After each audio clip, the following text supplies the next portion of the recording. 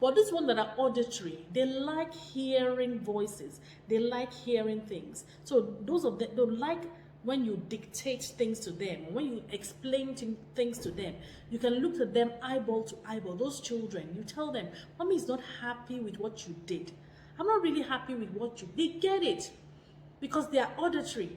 They are listening. They can feel and sense your emotions when you're talking to them.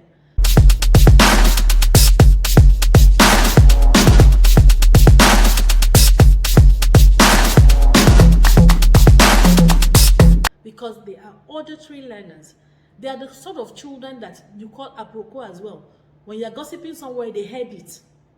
They heard what you said. They're going to come and repeat it. And you'll be wondering, how did you hear it from miles away? Not because their ears are sharper than normal, but they pay more attention because they are auditory learners. So sometimes when you have the traditional setting in the classroom, when the teacher is talking, some children are like, "Oh my God, just talking. Some of you are like this now. The only thing that's keeping you here is because you're listening. Some of you are not maybe cooking soup right now, but you're happy to listen to this Instagram live. And you're getting on with your life, you're fighting with your children or your husband, you're cooking soup in the kitchen, you're happy not to look at me. And you're fine as long as you get the message. Now, the visual person will want to look at me and say, who is talking? Is she fine? Who did they bring to this platform today? Oh, wow, look at her. She says, I will follow her on Instagram. You better follow me if you're not following me on Instagram. So they will tell you that kind of stuff because they're visual. They want to see. Things are visually appealing to them. They like it. You see a lot of men, they'll say they're chasing women because they are visual. It's not because men are supposed to be polygamous. They're just visual. That's all. So that's a different case when you have to now teach restraints, teach them to be content with what they have. So you find you have the visual and you have the auditory learners. Okay, so what else do we have? You have children that like to read and write. They're called read and write learners. So they will read, they can read even from a computer, and they will make notes. They will make notes. They're listening. They can make notes. They can look at the subtitles on the screen. They will make notes. On the blackboard, on the whiteboard, whatever it is, they will make notes. We have the kinesthetic learners. They are very active. They like to move around. So they like the practical, the laboratory kind of work.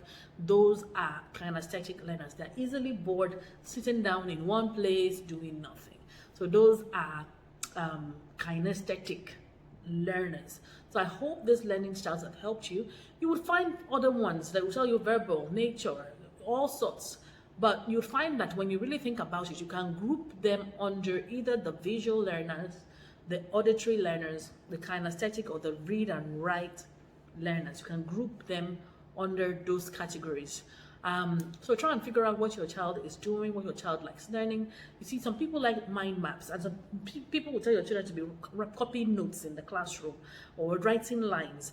You know, some children actually like writing those lines you've told them to write. So it's not actually that you're giving them any form of discipline. You're actually doing them a favor because some of them like to practice their handwriting. They love the beauty of their handwriting. They like it. So if you know your child very well, you will know how to discipline them based on their learning styles as well.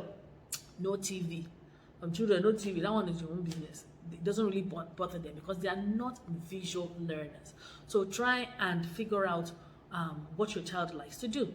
Actually, I've not told you about an NLP, which is neuro-linguistic programming kind of learning style and their own discovery. They have auditory digital learners. So they use a lot of their reasoning skill, mental agility, auditory writing. They have a combination of all these sort of ways that they use to learn.